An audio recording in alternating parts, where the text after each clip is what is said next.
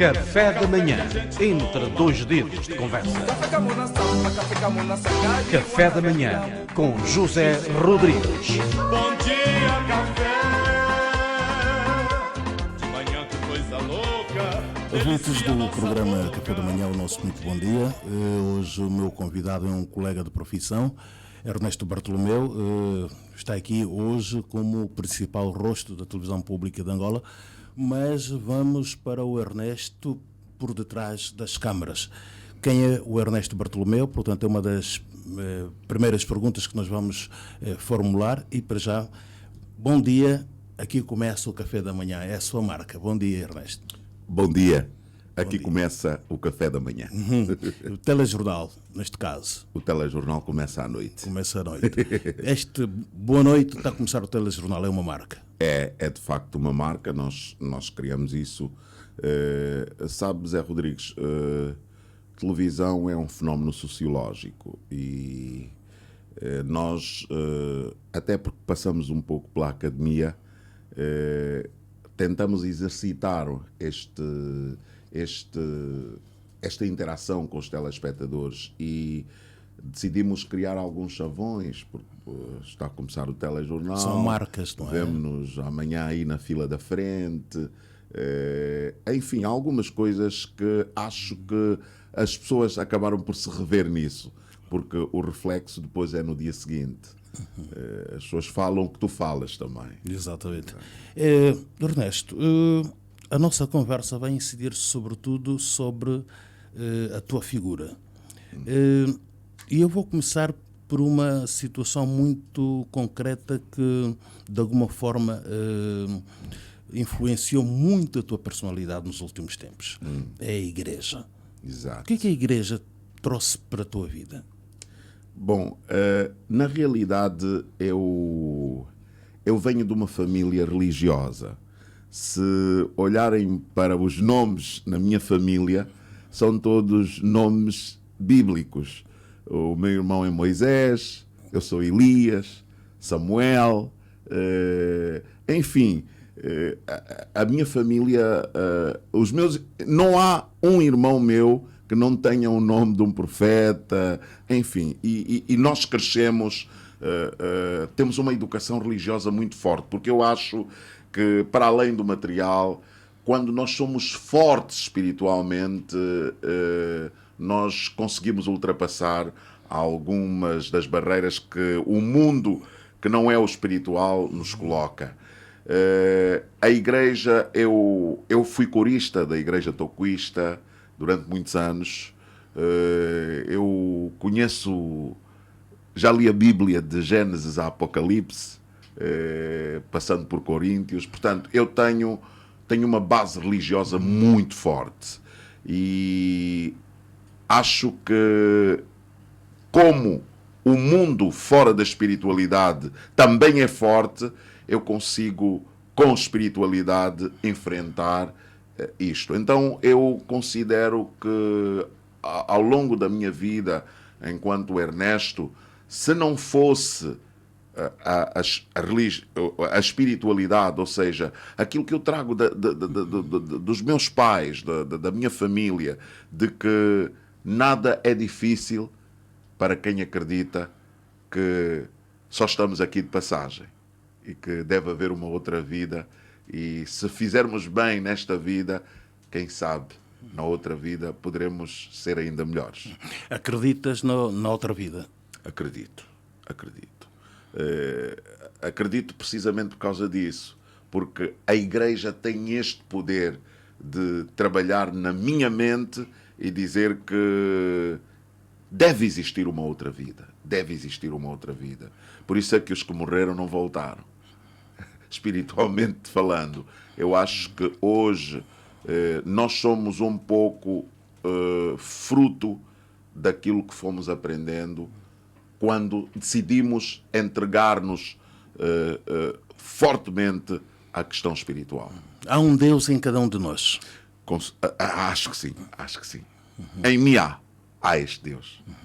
E acha que hoje precisamos muito mais da Igreja do que ontem?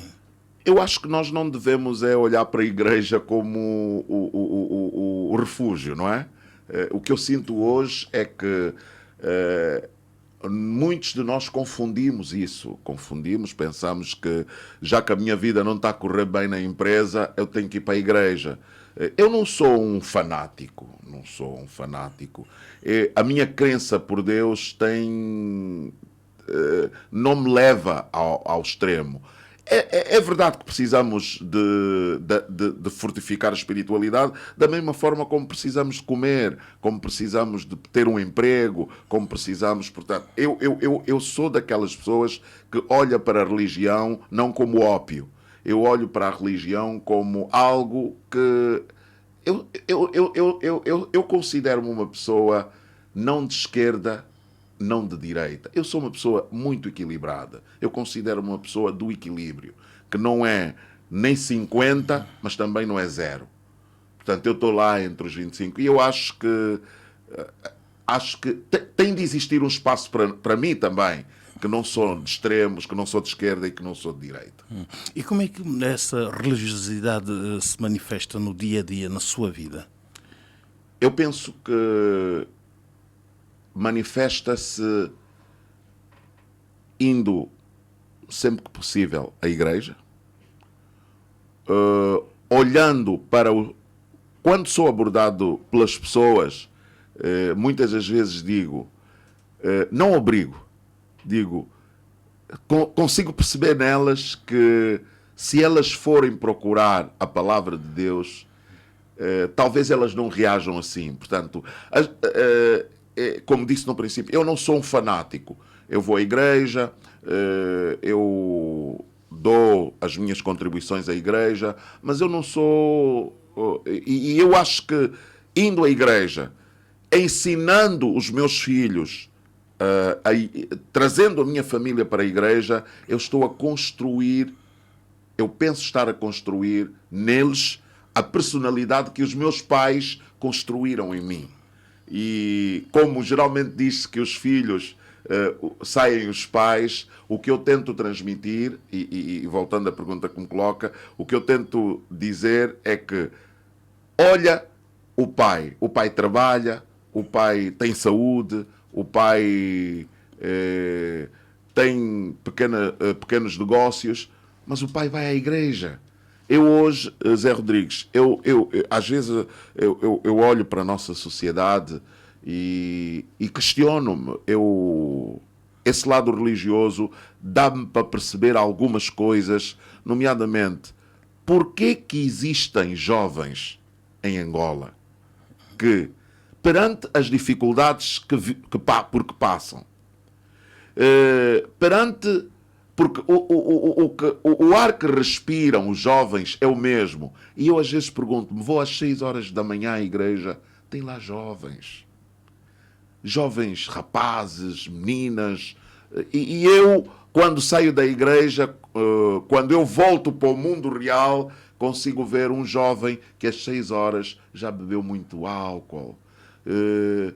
Consigo ver que às 6 horas já há jovens que acordaram porque foram se prostituir e já estão a tomar sopa na cantina. Portanto, isto intriga, e é aí onde eu digo, epá, se há jovens que se entregam, que se esforçam e dizem que este não é o caminho certo, eu pergunto, porquê que os outros não fazem? Lógico que eu não sou psicólogo, não percebo nada disso.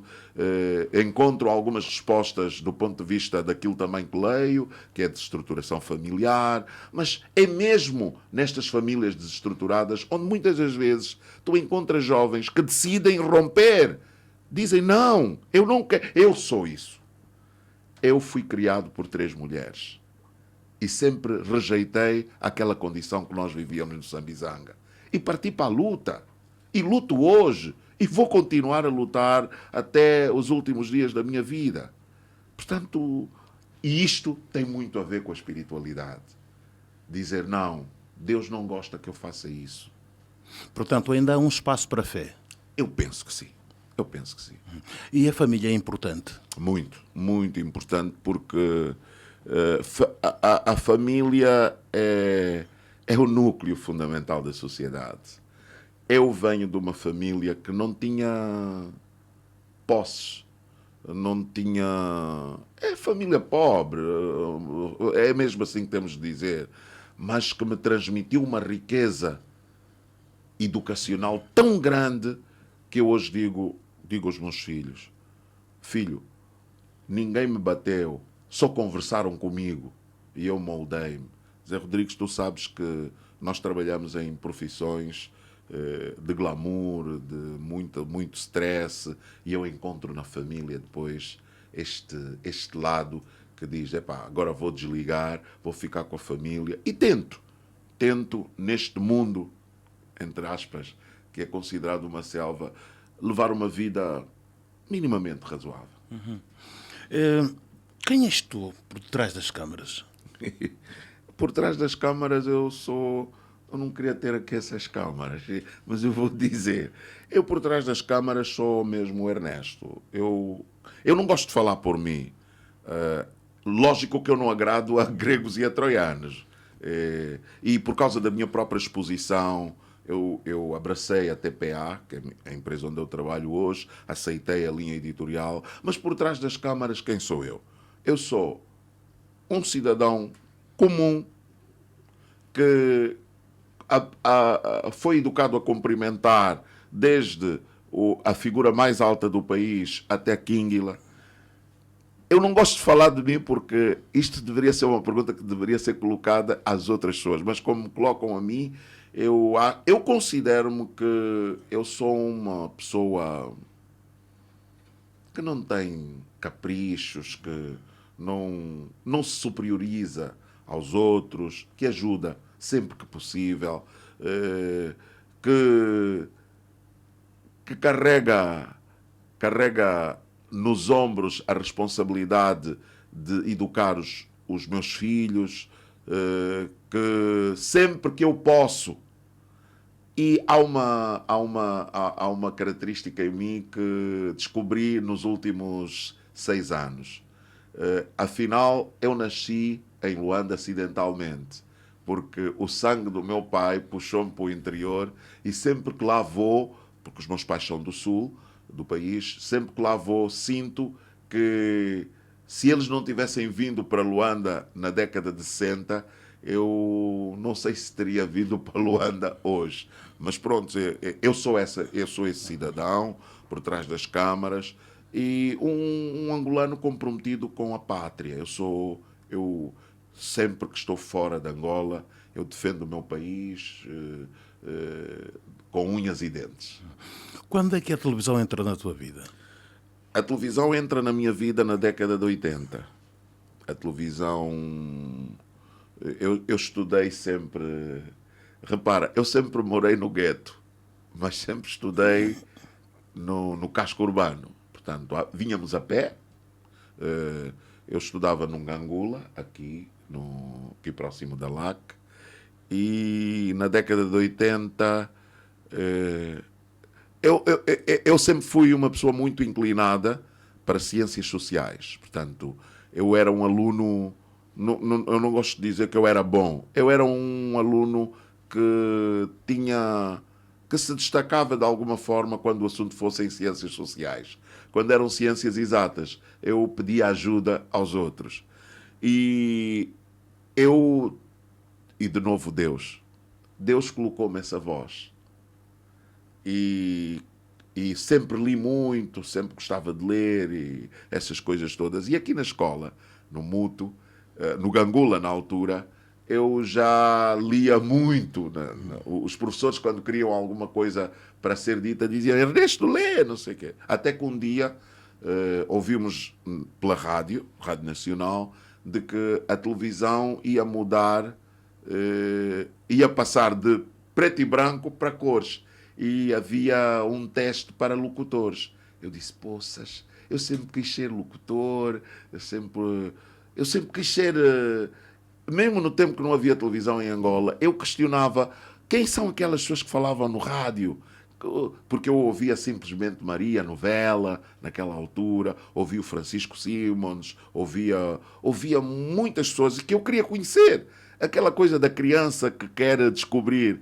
E tive essa oportunidade, ouvimos na década de 80 que havia, foi em 1981 ou 2, não estou lembrado, porque eu entro para a TPA no ano seguinte. Fomos para a Rádio Nacional, era uma fila enorme, 2.000 e tal candidatos. Fizemos o teste. Fomos muitos colegas aqui do Angola, do Mundo, todos queríamos aparecer na televisão. E fomos. E uma das coisas, quando eu estava na fila, uma das coisas que me veio logo foi pedir a Deus. Deus, ajuda-me, por favor, eu quero isso. Tente pelo menos que eu ultrapasse estes obstáculos, porque nós, naquela altura, não havia esquemas, isto não existia. Então eu disse, eu acredito, mas eu quero que Deus me ajude. E lá passei. Passei no teste dos 2.000 e tal 2.120 candidatos. Passei dos 2.000 e tal candidatos, ficamos 12. Depois, estes 12 é que passaram para a Rádio Nacional, ainda em estágio, para fazer o teste final. Porque nós, como a TPA não tinha estrutura, era uma coisa que não se comparava à Rádio Nacional de Angola, e como nós não sabíamos praticamente nada, portanto, o que eu li aqui na escola, ao lado do Simons, ao lado do Mateus Gonçalves, ao lado não era nada, com certeza. E estas pessoas eram referências no radiojornalismo angolano. Então ficamos 12, passámos para a Rádio Nacional de Angola, onde eu fiz o programa Bem o Presente, depois fiz o Boa Noite Angola, trabalhava muito de madrugada, quando os mais velhos fossem dormir deixavam-nos trabalhar, mas estávamos no teste. Do teste, dos 12, ficamos 3. Dos 3, eu sou o único que ainda sobrevive. Que o Balduino teve o acidente, faleceu. O Nelson foi para as novas tecnologias. Portanto, desta fornalha... Portanto, é aí onde começa a minha epopeia. Nós, na altura, estávamos na Rádio Nacional e o Balduino trabalhou comigo no programa Onda da Manhã. E o Nelson também, volta e meia, aparecia. E tu também aparecia. Portanto, nessa altura, vocês eram simplesmente jovens, sonhadores. É verdade. Nós sonhávamos... Eu, no meu caso particular, eu sonhava em aparecer na televisão. E tive, Deus ajudou, mas não foi só Deus. Eu acho que... Eu costumo dizer, eu não gosto de falar de mim. Eu acho que eu aprendi a cultivar a humildade. E eu sinto que quem é humilde vai longe. Eu não tenho dúvidas. Até hoje, eu aprendo. Já tenho muitos anos de estrada, mas eu acho que eu aprendo todos os dias. E aprendo aceitando que eu erro, que eu sou um ser humano. Agora, o gap é diminuto. Portanto, se eu errava 60, eu agora tenho que errar 6. E ler sempre os fenómenos que estão à minha volta. Então, para mim, falo sempre isso com as pessoas que me abordam.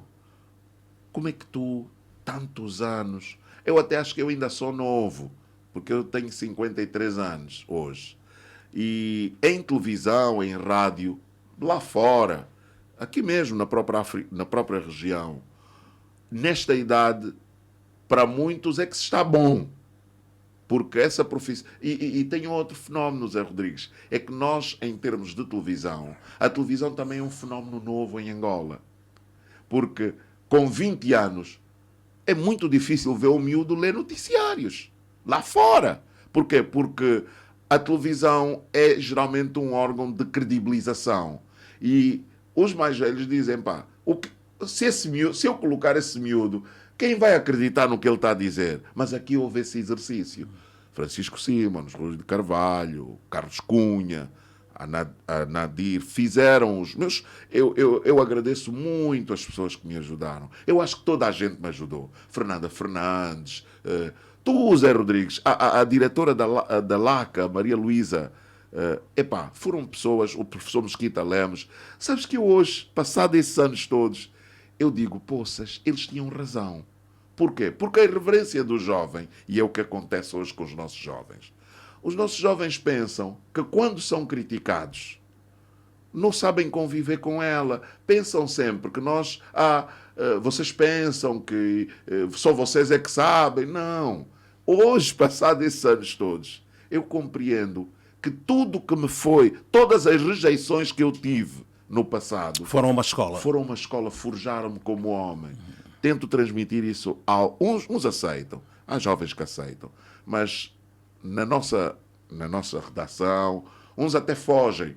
Da mesma forma como nós fugíamos quando víssemos o Simons, o Arlindo Macedo e outros, hoje também há jovens que quando olham para nós, já vieram, vamos embora. Portanto, é um fenómeno que se repete, está a ver? O que é ser apresentador do principal noticiário, do principal canal de televisão pública? É um orgulho, é uma satisfação, é, acima de tudo, o realizar de um sonho. Eu luto para estar... se você perguntar na TPA, uns não gostam de aceitar isso. Vieste para a TPA para fazer o quê? Eu quero apresentar o telejornal. A resposta é: eu quero apresentar o telejornal. Então, Zé Rodrigues, ser hoje este rosto é para mim eu estou a colher aquilo que plantei. Com quê? Com humildade, com dedicação. Zé Rodrigues, eu já li telejornais 8 meses seguidos. 8 meses eu lia telejornal de domingo a domingo. Então, e também aquilo que eu costumo dizer na redação. Os meus chefes, ou os meus superiores hierárquicos, sempre acreditaram que com o Ernesto é possível trabalhar. Portanto, eu não sou... Hoje, lógico, com essa idade, eu já exijo um bocado mais. Só exijo o salário, né? E a empresa também compreende que se ele está a exigir, ele tem razão. Mas comigo, isto também é bom perguntar a eles, não é muito difícil trabalhar. Não é muito difícil trabalhar. Eu estou sempre disponível, eu dificilmente digo não, viro costas ao trabalho. Então, as figuras públicas normalmente sofrem pressões. sim. Sobretudo pressão no sentido de serem exemplares. Sofre essa pressão? Sim, não é uma questão... É que eu tenho que me colocar numa posição, Zé Rodrigues, de que o que eu fizer de errado tem um reflexo maior nas pessoas do que uma pessoa anónima. Portanto, se eu for visto numa barraca embriagado, não tem o mesmo reflexo se, por exemplo, virem o Bernardo Simão, anónimo, bêbado numa barraca. Portanto, nós não só sofremos essa pressão, como temos de ter consciência de que se abraçamos esta profissão, em algumas coisas nós temos que nos limitar. A minha esposa diz sempre que porquê que tu escondes-te muito em casa? Eu digo, não, eu não me escondo. Eu não fico na rua porque a rua... Se eu posso ficar bem em casa, se eu criei algumas condições para ficar em casa, o melhor é ficar em casa. E mais, é que eu em casa consigo carburar mais do que estando na rua. Então, essa pressão tu levas todos os dias. Há pessoas... Repara, Zé Rodrigues, há pessoas... Eu lembro-me que um dia fui a Benguela, a um casamento, e eu tirei mais fotos que o noivo. E no dia seguinte... Da própria das pessoas famosas. E no dia seguinte, o fotógrafo disse, Cota, dei a entrada de um Hyundai com as fotos que tirei de si. Portanto, há toda essa pressão e nós temos de estar preparados. Porque eu também digo uma coisa, Zé Rodrigues, o importante não é ser o Ernesto Bartolomeu. O importante não é ser o apresentador, o jornalista. O importante é isto mantendo o Ernesto Bartolomeu, o apresentador, o jornalista, por muitos anos. Para mim, a maior dificuldade é essa. Porque muitos não conseguem... Eu olho muito para o nosso mosaico. E para mim o importante não é ter, é manter. Porque muitos chegam lá, mas depois não se conseguem manter lá. E este exercício... É a gestão da própria vida. Gestão às vezes sacrificante.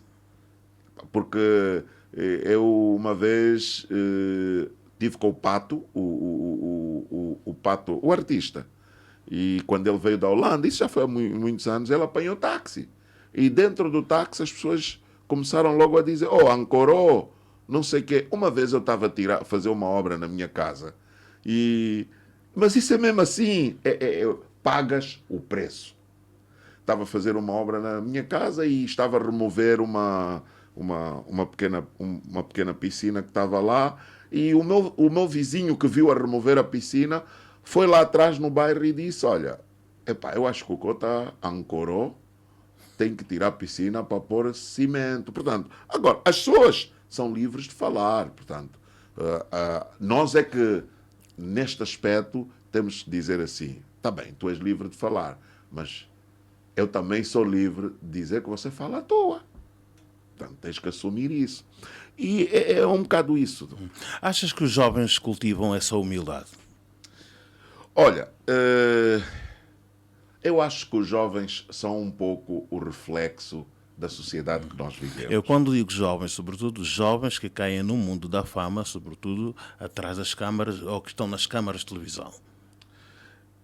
Eu acho que em tudo na vida nós temos que queimar etapas. Muitos deles não queimam essas etapas. E é difícil, Zé Rodrigues. Se tu sais do degrau 1 para o degrau 400, o tombo é...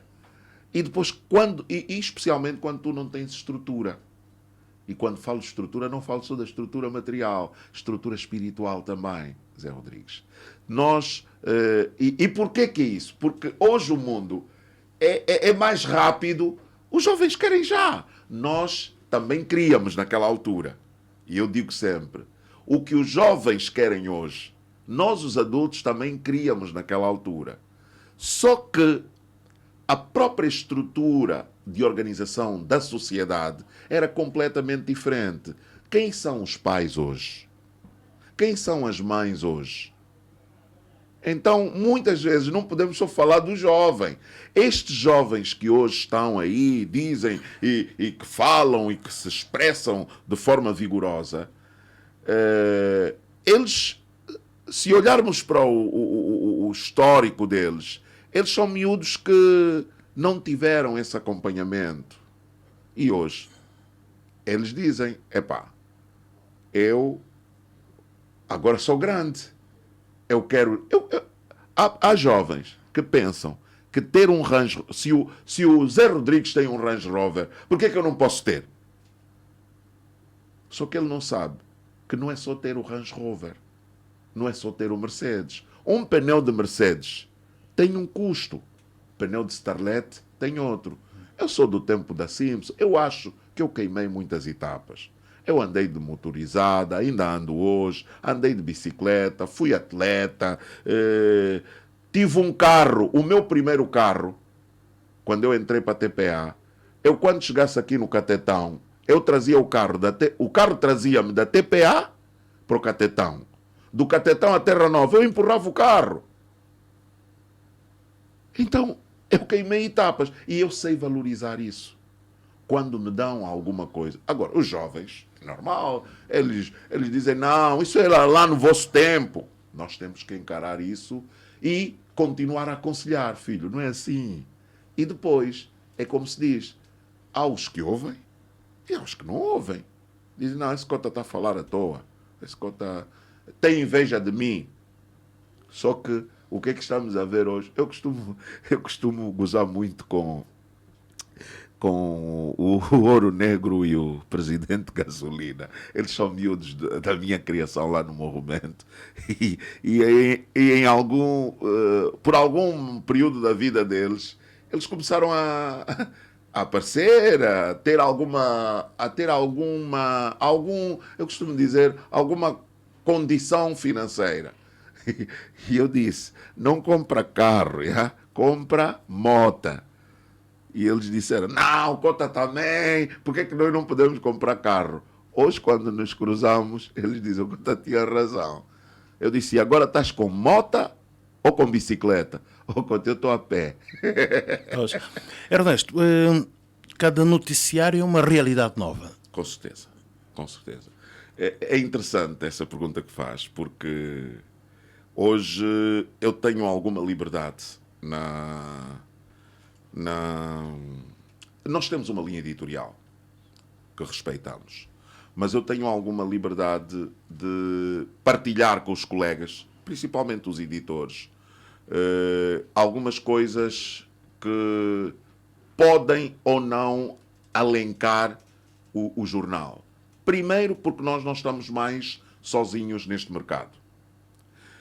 Mas o telejornal, eu há dias, quando o presidente João Lourenço chegou ao poder, eu vi uma coisa nas redes sociais que dizia assim, que entre ver Netflix e ver telejornal, eu prefiro ver telejornal. Ou seja, o telejornal continua a ser o principal produto de audiências da TPA e é também onde muita gente vai conferir aquilo que hoje, durante o período da manhã, as rádios, as redes sociais trazem a lume. Portanto, é sempre uma realidade diferente e eu fico muito feliz porque mesmo tendo... E é bom viver com a crítica. Eu adoro crítica. Eu sou daquelas pessoas que digo, se me estás a criticar, nem sempre queres o meu mal. Eu sei avaliar a crítica construtiva e a destrutiva. E mesmo assim recebo a crítica destrutiva. Porque hoje nós somos seres humanos, falhamos. E o telejornal, e é preciso que as pessoas entendam, o telejornal é um produto que é feito em direto. E as pessoas que estão lá são seres humanos. O telespectador é que é mais exigente. Então, todos os dias é um telejornal diferente. Sente que o telespectador é exigente, que a sociedade cobra? É verdade. A sociedade cobra hoje cada vez mais aquilo que é uma regra básica do jornalismo, contraditório. E hoje as pessoas, quando não notam contraditório, elas têm a possibilidade de se manifestar. Eu penso que há aqui um espectro de interação e de diálogo que não tínhamos no passado. As redes sociais vieram fazer isto. Produzem o equilíbrio? Produzem, de alguma forma, o equilíbrio. Na informação. E nós temos que, efetivamente, olhar para isso não como inimigas, mas como uma forma de até aperfeiçoarmos mecanismos de melhor chegarmos ao telespectador, ao ouvinte, ao leitor. É fácil trabalhar para um órgão público? É fácil trabalhar quando... Para já trabalhar numa empresa pública para mim, eu falo por mim, é gratificante. Porque ficam salvaguardados alguns direitos. Trabalhar para a TPA é como se costuma dizer, no dia que eu sou um servidor público, o Ernesto Bartolomeu é um servidor público, que um dia decidiu abraçar um emprego na TPA. A TPA é uma empresa que se rege por uma linha editorial. Muitos que não se reviam na linha editorial da TPA preferiram sair. Eu, enquanto servidor público, eu sirvo a instituição. Eu não sirvo pessoas. Eu sou servidor de uma instituição que se chama TPA. Por isso, eu estou feliz na TPA. Estou, digamos assim, quase a chegar à reforma e estou feliz, estou lá, as pessoas respeitam-me, os colegas todos, eu tenho um grande respeito também por eles, porque na realidade muita gente fica a pensar que quando nós aparecemos no telejornal é papinha feita. Não. Há dias eu tenho uma estagiária, uma jovem que está a fazer comunicação social e tem estado comigo na redação, e ela, quando às 7h30, ela olha para mim e ela diz: eu de fora nunca tive a percepção que o senhor faz tudo isso. Eu disse: não, agora vai para fora e diga isso às pessoas, porque há uma percepção, há aqui um mundo lúdico, estás a ver, de que nós chegamos lá, metemos a gravata e lemos aquilo que nos dão para ler. Não, nós somos jornalistas. E eu estou todos os dias a repetir isso, eu não gosto de falar por mim, mas eu, quando chego a TPA, todos os dias às 15, 14h30, eu faço a minha oração e digo: Deus, ajude-me, porque eu não vim no trabalho, eu vim para trabalhar. E todos os dias, quando termino o telejornal, eu sinto que trabalhei, porque há reflexos na mídia, há reflexos no dia a dia, no dia seguinte, melhor dizendo, e então penso que eu estou a fazer a minha parte.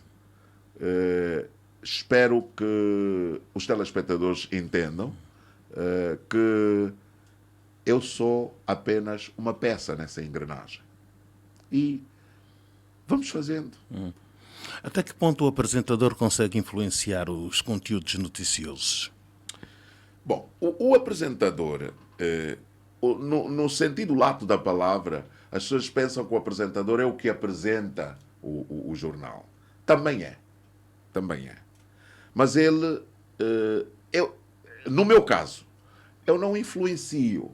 Eu proponho. Eu digo: olha, ao invés... Ontem, por exemplo, tivemos uma matéria sobre um encontro que a Primeira-Dama teve com jovens, mulheres, e que levou para este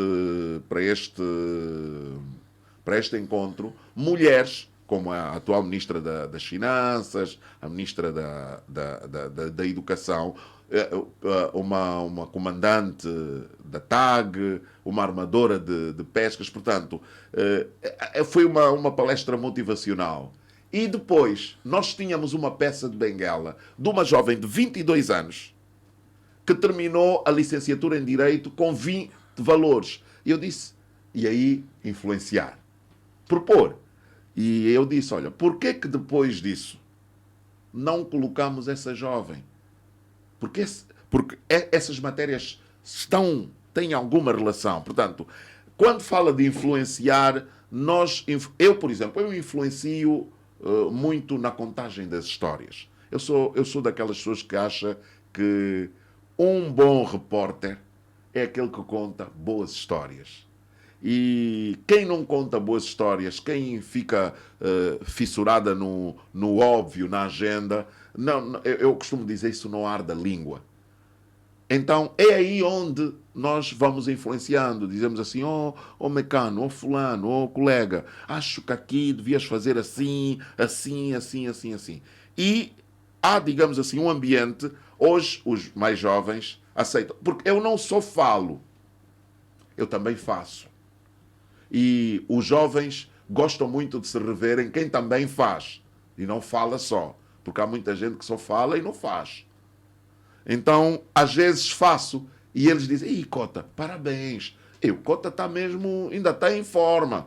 Diz-me isso o Cabingano, há dias, quando eu fiz uma peça sobre os bitcoins, disse-me a Jerusa, há dias, quando eu fiz... Eu às vezes vou fazendo algumas reportagens, mas é como se diz, o nível daquilo que eu tenho que mostrar aos telespectadores também tem que influenciar os jovens jornalistas. Portanto, é mais ou menos aí onde conseguimos influenciar de alguma forma, não, quer no alinhamento, quer também na forma como os jovens contam histórias. É todo um trabalho de equipa. Porque hoje há histórias muito bonitas na televisão angolana. O Cabingano conta boas histórias, a Wandi conta boas histórias. Temos já a Yolanda, a Jerusa, temos já um leque de jovens, o Carlos Lino, por exemplo, a Carla Miguel, que está no Namib, a nossa atual diretora na Lunda Norte. Portanto, nós temos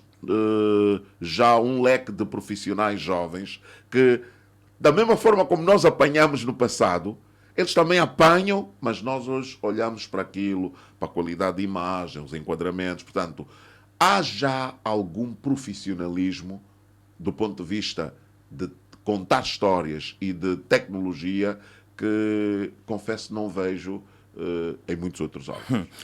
44 anos depois, a TPE já não está sozinha. Não. Quais são os desafios? São enormes. Portanto, quando não se está sozinho, não se dorme. Portanto, nós hoje temos, para além das pesquisas que se fazem no final de cada ano dos níveis de audiência, e é bom reconhecer que quando acordamos de manhã, se formos às repartições fiscais, há muitas repartições, tu tens lá o Bom Dia Angola ligado. Tu tens o Bom Dia Angola. Mas depois das 9, disputas espaços. E depois voltas a ter, às 11 horas, uma novela da concorrente que tem picos grandes de audiência. Mas depois, no Jornal da Tarde, voltas ao normal. E depois, à tarde, cais mesmo, até as 20 horas. Portanto, ninguém mais está sozinho. E então, quem é que perdeu este espaço? É a televisão pública. Então, temos que ver. E porquê que perdeu? Porque os outros olharam para nós, viram aonde estão as nossas fraquezas e atacaram. Investiram. E é salutar. Eu gosto de concorrência. Eu acho que o que se faz hoje aqui desperta e afasta também aqueles que não são bons. O que não acontecia no passado. Eu era obrigado a ver o Ernesto, mesmo não gostando. Hoje não. O melhor amigo do homem hoje deixou de ser o cão. Mas quais são as grandes ameaças? É assim, quando falas em ameaças, ok, o perigo é não ter audiência. Uma empresa de televisão sem audiência é melhor fechar. Mas há também aqueles que surgiram, mas que agora já não estão a aguentar. Surgiram porque é isso que se diz. O importante não é ter um bom programa. O importante é ir mantendo este programa por longos anos e fazer aquilo que hoje a administração da TPA, e no passado também, há sempre aquela forma de que o diálogo deve sempre prevalecer. Eu posso não concordar com o Zé Rodrigues, mas eu pelo menos disse, Zé Rodrigues, acho que aqui devíamos fazer assim. Então, o grande receio hoje é que percamos cada vez mais espaço no espectro dos telespectadores. Estamos a lutar para isso. Porquê? Porque não estamos mais sozinhos. Chegaram outros operadores, chegaram outros profissionais e nós estamos na guerra, como se costuma dizer. A guerra de quê? Das audiências. E nós conseguimos hoje ver aonde estamos mal, aonde estamos melhor, aonde podemos melhorar e, acredita ou não, vão surgir na TPA algumas alterações que vão permitir que nós recuperemos alguns dos espaços em que estávamos a perder a audiência. Com a concorrência. Exato. E quais são as ameaças para o jornalista Ernesto Bartolomeu? Não, eu não olho para as coisas assim. A nova geração Não, está acutilando tudo. sim, sim. Nós temos na TPA jovens que... Eu costumo dizer, eu estou em final de carreira. Mas eu sinto que Mas aos 53 anos seria suposto estar no auge da carreira. Pois, mas num país que não é o nosso. Eu comecei a ler telejornais aos 21 anos. Imagina, eu comecei a ler. Agora, eu esforço-me sempre. Aliás, e é o que se costuma dizer: se perguntares aos mais novos, e eu às vezes quando passo pela rua, perguntam-me assim: aquele rapaz é seu primo? É seu irmão? Porquê? Porque as pessoas quando veem pensam no Ernesto. Porquê? Porque muitos dos jovens também revêem-se muito na forma que eu criei de apresentar os jornais, e eles, quando se olha para eles, dizem: este não é o Ernesto, mas eu acho que ele também se revê muito no Ernesto. Moral da história: há bons profissionais, há jovens, por exemplo. Eu gosto muito da Sílvia Samara, eu não minto.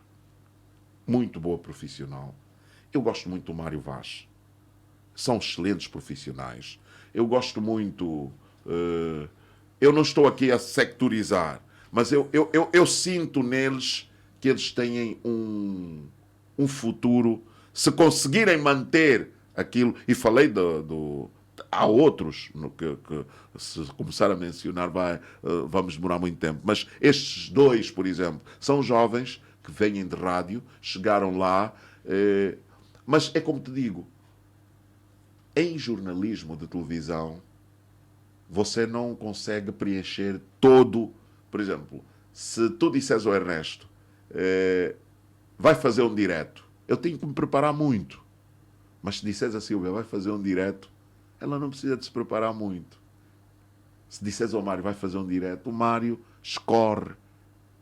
Eu não. Eu posso fazer, mas não faço com a mesma qualidade.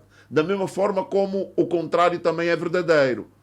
Se tu disseres, Ernesto, vai fazer uma reportagem sobre isso, posso fazer melhor ou com melhor qualidade do que um outro profissional. Portanto, hoje tu não tens ali na TPA um full.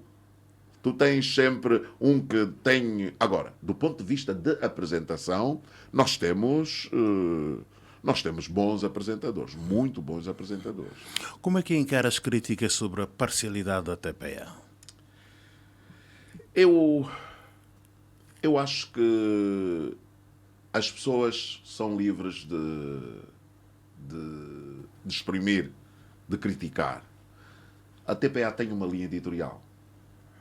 E é sob esta linha editorial que a TPA se configura. E as pessoas, quando criticam, algumas com razão, exercem o seu direito. Agora, é preciso dizer que a TPA rege-se por uma linha editorial. Ninguém.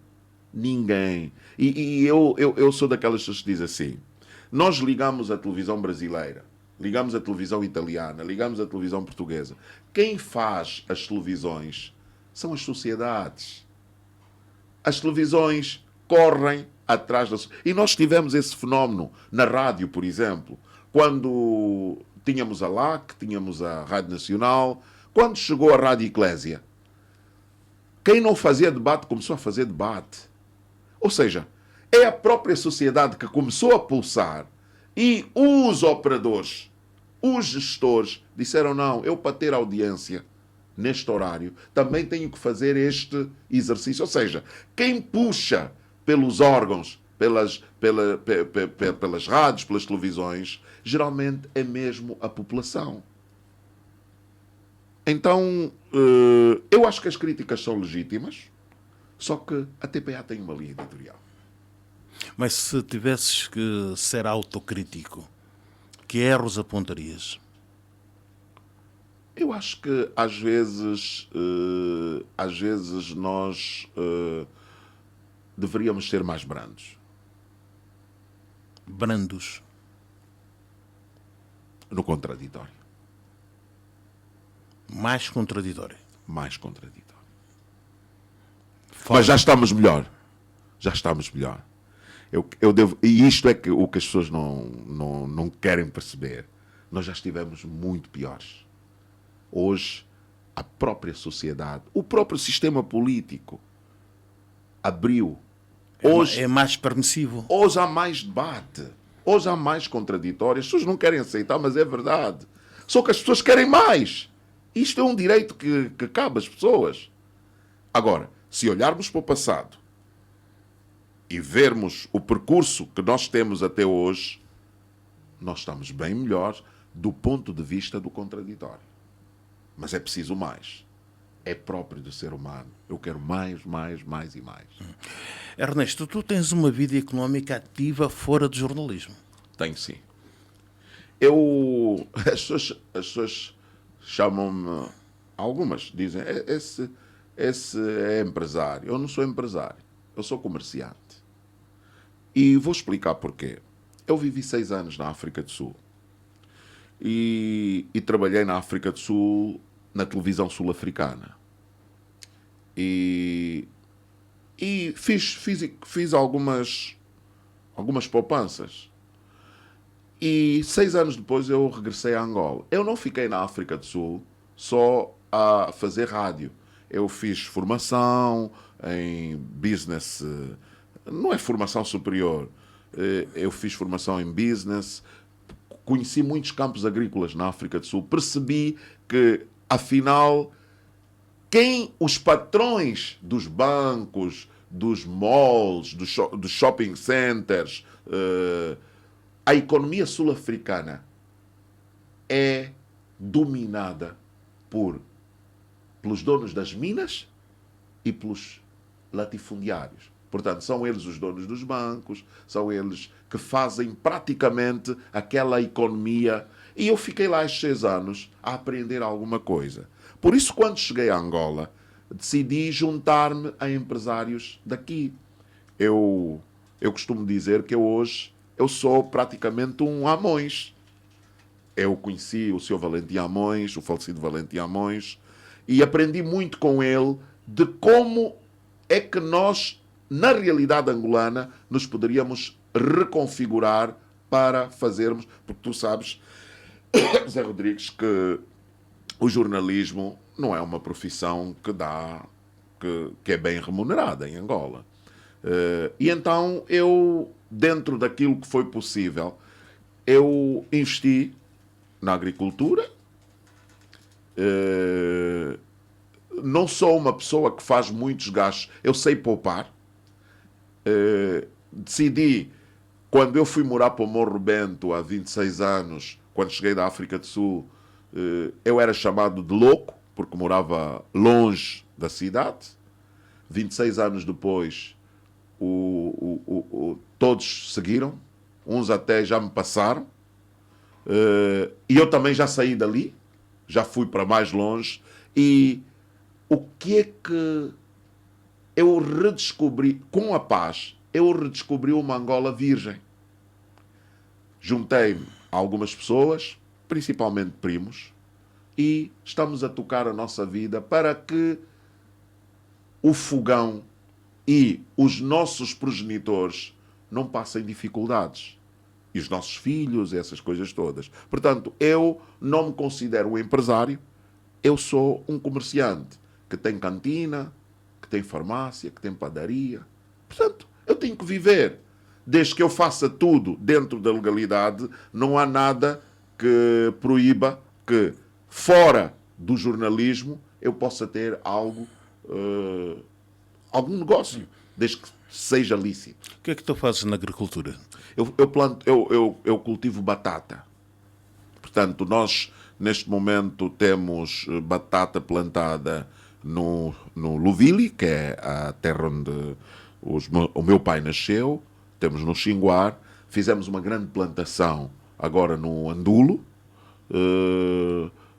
Temos o facto de do governo ter aumentado as taxas em alguns produtos agrícolas e o caminho de ferro de Benguela passar por uma das nossas fazendas permite-nos efetivamente escoar melhor o produto sem ter muitos custos com transportação.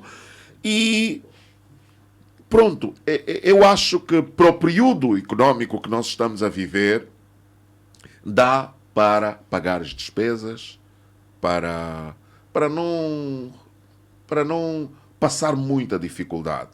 Criamos também empregos. Nós temos no Andulo, no Xinguar e no Louvile cerca de 600 trabalhadores. Aqui em Luanda também empregamos pessoas na zona do Ramiro. Portanto, estamos a fazer a vida, e digo sempre, sem ter em conta de que a minha grande paixão é de facto o jornalismo. Também está na hotelaria e turismo, não? Sim, estamos na hotelaria e turismo, estamos a fazer algo de restauração na zona mesmo do Ramiro, onde já empregamos cerca de 30 pessoas. Estamos a evoluir para outros segmentos de negócio, porque aquilo é uma zona turística. Enfim, essa é a minha participação. O outro lado do Ernesto Martins. Mas a batata vende, voltando à agricultura. Batata vende muito. Muito. E deixa-me dizer uma coisa. E sei que estás a exportar, não é? Sim, nós temos uma parceria com um jovem no Congo Democrático. Ele compra... Porquê? Porque o que é que acontece hoje na alimentação dos angolanos? Nós estamos a comer tudo. Nós estamos a comer menos produtos orgânicos e estamos a absorver mais produtos que nos vão dar problemas no futuro. Porquê? Porque isso de comer coxa, frango, tudo isso vai ter problemas no futuro. E eu hoje, quando vou para o interior, olho para aqueles tios.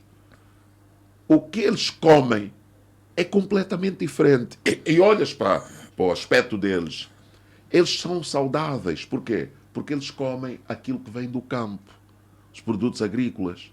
Portanto, produtos orgânicos. O que se passa hoje é que quem conhece produtos orgânicos tem melhor qualidade de vida. E o que chamo geralmente a atenção é que, e hoje as pessoas dizem, eu tenho muita dificuldade de perceber como é que Angola tem fome. Porque nós que estamos no interior, a gente vê tanta coisa nas ruas, nos mercados. O que falta, eu digo sempre isso, eu acho que o que falta é que a cadeia funcione. E a cadeia, para funcionar, ela não pode ser monopolizada. Eu vou dar um exemplo. Por que o Ernesto, que cultiva batata, tem que cultivar cebola? Por que não é o Zé Rodrigues a plantar tomate? E por que se o Ernesto produz batata, tem de ser o Ernesto a ensacar a batata? Por que tem de ser o Ernesto a transportar a batata? Por que tem de ser o Ernesto a cortar a batata? E por que tem de ser o Ernesto a fritar a batata? Por que este segmento não é entregue a outras pessoas? É assim que se cria riqueza. Agora, se eu quero cultivar, transportar, até comer, eu como toda a batata, é complicado. E a cadeia logística, se nós criarmos essa cadeia logística, vamos ter o Ernesto a cultivar, o Zé Rodrigues a transportar, o António a fritar, a Maria a lavar, e o dinheiro passa a rolar. E eu a comer. E estes câmaras que estão aqui todos a comer. Portanto, eu acho que o dia que nós pensarmos que se 5 camionistas, motoristas de carrinha Dina, disserem assim, nós vamos só buscar tomate em Benguela, e eles conseguirem fechar com... Porque na realidade isso já existe.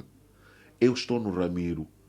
Vocês não têm noção do quanto a gente vê produtos do campo a chegar. Só que, e digo isso com alguma tristeza, temos efetivamente que dizer assim, vamos ainda contabilizar o quanto produzimos, não só por números que nos aparecem, e dizer assim, epá, se nós produzimos 60%, vamos ainda só importar 15%. Mas tudo isso que eu estou aqui a dizer, eu acho que o governo sabe. Quem deve pensar? Eu acho que nós não devemos todos pensar sempre que se eu não tenho água e não tenho luz, a culpa é do João Lourenço. Eu costumo dizer assim, aqui, em Angola, é um dos países onde... Mas isso tem um histórico. Um Estado de Previdência criou nas pessoas esse sentimento. Eu faço o meu filho. Quando o meu filho tem problemas, eu tenho que entregar a alguém.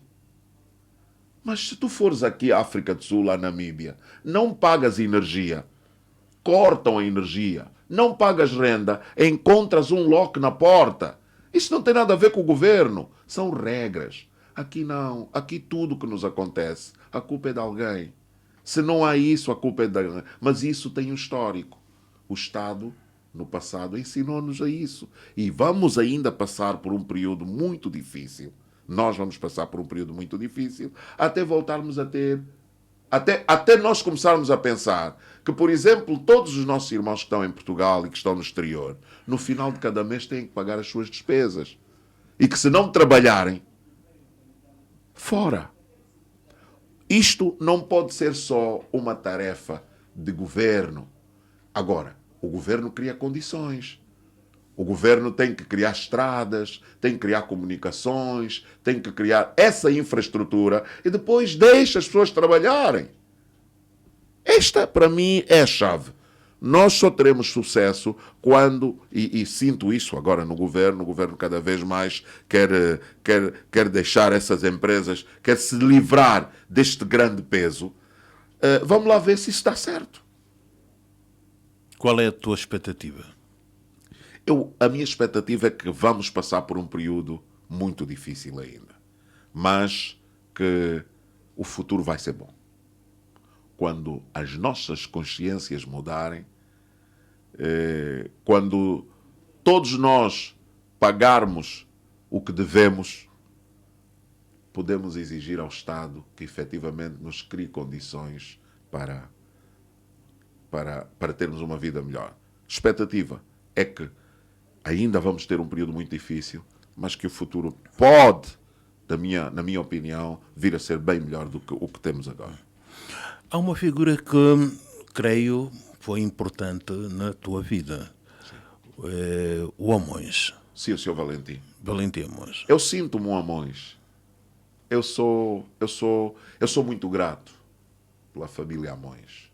Sou muito grato. Porque quando eu cheguei da África do Sul, eu tinha algum dinheiro. E é como se diz, se eu não tivesse encontrado o Sr. Valentim Amões no caminho, eu acho que eu teria comprado carros, teria colocado este dinheiro em futilidades. Ele aconselhou-me a fazer um investimento. E como ele já tinha veia empresarial, com o Sr. Valentim nunca se ganhou dinheiro. Mas o Sr. Valentim era um mestre. Ele era um mestre. Ele é daquelas pessoas que não dá dinheiro. Diz, o dinheiro está ali, mas o caminho está cheio de espinhos. Se chegares lá e conseguires, bingo. Se não conseguires chegar lá, então alguém vai chegar. E o Sr. Valentim, é daquelas pessoas. Ele era novo. É daquelas pessoas que me inspirou bastante. E quando ele morreu, senti-me órfão também. Mas depois aí veio de novo a espiritualidade. Disse, não. Se ele ensinou-nos tudo isso, vamos partir para o campo. Vamos nos sacrificar. Vamos fazer. Vamos conseguir. E estamos a conseguir. Não estamos a passar fome. Voltemos ao jornalismo. Hoje temos mais ou menos liberdade de imprensa? Temos mais. temos mais liberdade de imprensa. Portanto, o que eu não consegui dizer na LAC, posso ir dizer na outra rádio. Hoje, o facto de existirem novos operadores permite também que a liberdade não se circunscreva só a um único chavão. Portanto, e esse é o perigo do futuro. Esse é o perigo do futuro. Ou seja, há já rádios que a corrida pela abertura das rádios foi tão atroz que hoje há já pessoas a repensarem que não terá sido um bom investimento. Porque rádio exige bons profissionais e é isto que nós, e sinto isso, nós ainda não temos. Qualquer investimento em rádio ou em televisão, em qualquer órgão de comunicação social, ainda é hoje muito oneroso. Não há aquilo que a gente costuma dizer, uma comparticipação do Estado na sustentabilidade destes órgãos, e o que vamos assistir é que uns vão ficar e outros não. Em relação à liberdade de imprensa, a criação, o surgimento, a abertura para o surgimento de novas rádios, de novas televisões e de novos jornais, pressupõe efetivamente que isto traga mais liberdade. E vê-se. Portanto, pessoas que até há bem pouco tempo não falavam nas televisões e nas rádios, hoje, eu se não falo aqui, falo noutro sítio. Quando foi a última vez que foi censurado? A última vez que fui censurado foi... já foi muito tempo. Foi quando o meu filme ganhou o prémio CNN África. Foi, acho que em 2009. Eu, Ernesto, censurado. Foi em 2009. O meu filme ganhou o prémio CNN e depois fui confrontado com o facto de que eu não tinha contado bem a história sobre o Cuito Carnaval e que havia alguém que sabia melhor a história sobre o Cuito Carnaval, que não era eu, e o meu filme desapareceu. Fiquei apenas com uma cópia em casa. Portanto, acho que essa é a última vez que eu senti que efetivamente fui censurado. Foste testemunha de um caso sobre o Cuito Carnaval, em tribunal. É verdade. Porquê e como é que foi? É interessante. É interessante que, e acho que os órgãos de comunicação social já falaram sobre isso. Isto é um caso que está ainda em juízo, está em tribunal. Mas eu repito aqui que quando fui arrolado para este caso, eu fiquei surpreso. Porque em 2008 eu fui suspenso pela direção da TPA, porque participei aqui no Cefojor num seminário sobre cobertura eleitoral. E no seminário eu perguntei ao correspondente da SIC em Washington como é que era possível, no cenário que nós tínhamos naquela altura, fazer-se uma cobertura isenta,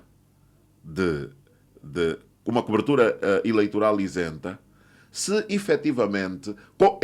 Eu fiz a pergunta ao contrário. Como é que ele, no caso, ele, jornalista, faria a cobertura isenta de uma campanha eleitoral quando havia mais tempo para um determinado partido e o outro não?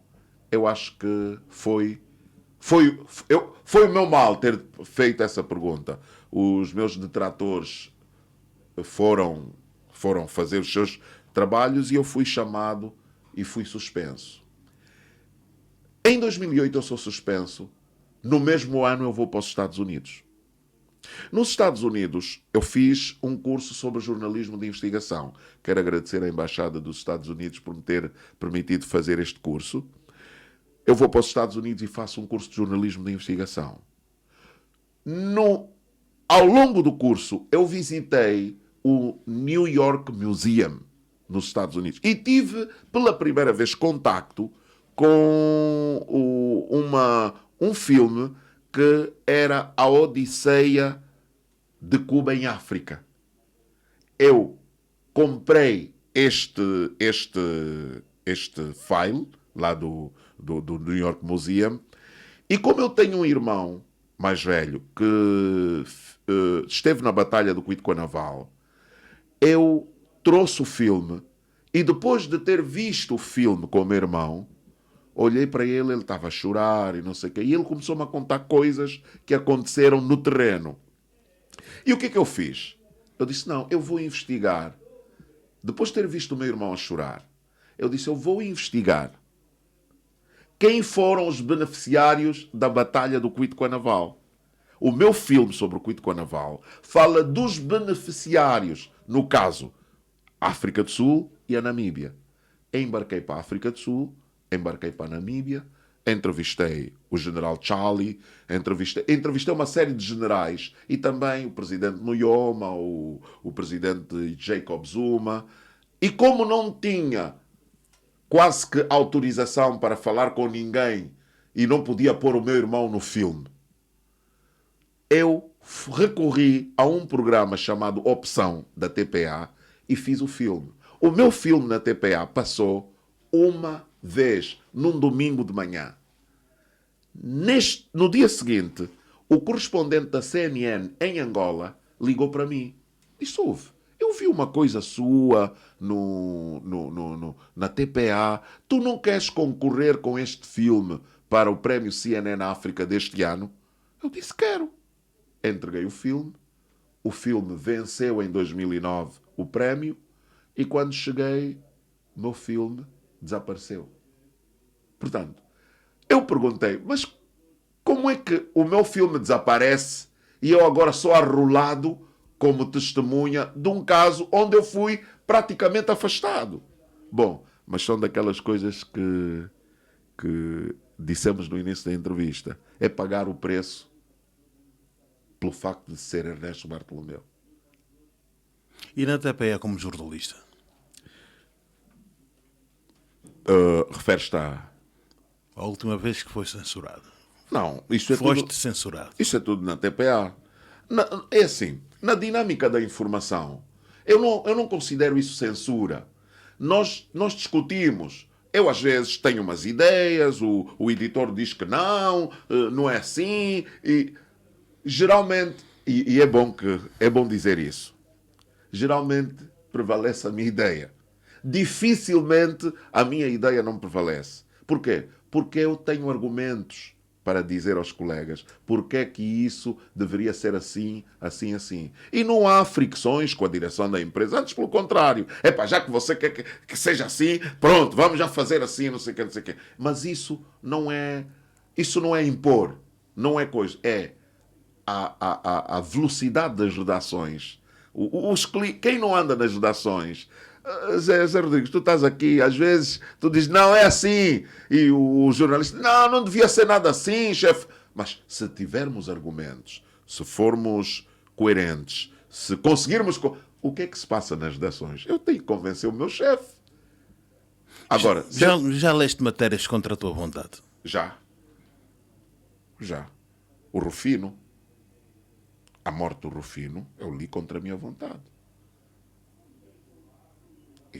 Isto, eu achei aquilo, pronto, até hoje tenho isso marcado.